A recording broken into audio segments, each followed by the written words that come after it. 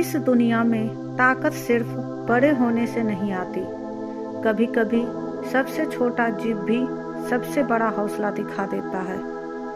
ये कहानी है एक छोटी सी चिड़िया की और समुद्र जितनी बड़ी उसकी हिम्मत की। एक छोटी सी चिड़िया अपनी छोटी सी चोंच से समुद्र का पानी निकाल रही थी।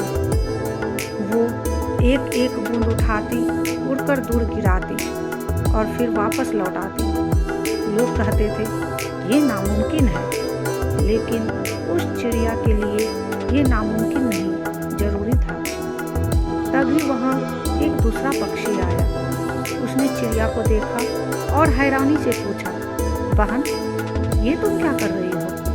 चिड़िया ने बिना रुके कहा, मैं समुद्र का सारा पानी सुखा रही हूँ। वो पक्षी हंसा नहीं, वो चिंता में पड़ गया। चिड़िया की आंखों में आंसू आ गए। भरी हुई आवाज में उसने कहा, इसी समुद्र ने मेरे तीनों बच्चों को निगल लिया है। जब तक मेरी सांस चलेगी मैं इस समुद्र को सुखा दूंगी। दूसरे पक्षी ने समझाने की कोशिश की, बहन, तुम बहुत छोटी हो, तुम्हारी पूरी जिंदगी भी इसके लिए कम पड़ जाएगी। तभी चिड़िया गुस्से में बोली, सलाह नहीं, साथ दो।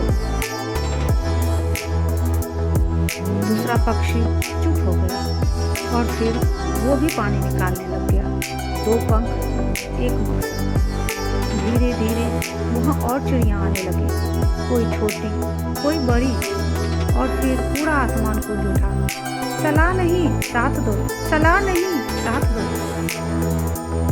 ये सब विष्णु भगवान के वाहन गरुड़ जी देख रहे थे। गरुड़ जी बोले, प्रभु, हमें भी उस चिड़िया की मदद करनी है। विष्णु भगवान ने शांत स्वर में कहा, गरुड़, तुम जाओगे तो मेरा काम रुक जाएगा और तुम वहां जाकर उसकी कोई मदद नहीं कर पाओगे, क्योंकि समुद्र का पानी कोई नहीं सुखा सकता। गरुड़ जी बोले, प्रभु, सलाह नहीं, साथ दीजिए। और फिर विष्णु भगवान स्वयं समुद्र को सुखाने चल पड़े। चक्र चमक उठा, लहरें कांप उठी, समुद्र डर सा गया। फिर वो प्रकट हुआ और बोला, प्रभु, मुझसे भूल हो गई, मुझसे अनजान बस गलती हो गई, कृपया मुझे माफ कर दीजिए।